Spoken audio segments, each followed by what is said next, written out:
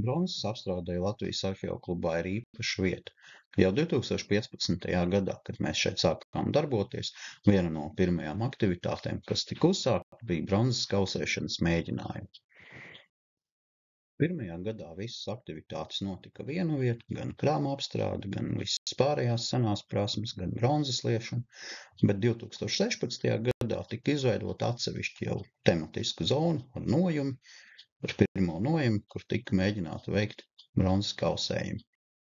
Līdz ar to tika iegūta divējāda pieredze gan par pašas celtnītes attīstību, veidošanos un to, kādu nospiedumu potenciāli arheoloģiskajā materiālā tāda atstātu nākotnē, gan par izmantotiem pavārtiem, kas tika izmantoti bronzas kausēšanai.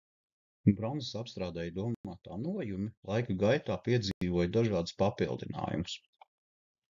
Līdz pagājušajam gadam ēciņa bija sasniegusi stadiju, kad tā sāka jau šķiepties un bija nepieciešama pamatīga rekonstrukcija.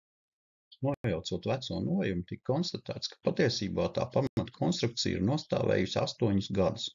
2024. gadā jaunā nojuma tika izveidota konstruktīvi atšķirīgi. Otrs aspekts, kas attiecas uz vēsturisko bronzas apstrādi, saistās ar dažādiem izmantoto pavārdu materiālu un instrumentu veidu. Laika gaitā tika izmantot dažādi pavārdu veidi un principā tika konstatēts, ka ar zināmu pieredzi metālu izkausēt par praktiski jebkurā no tiem.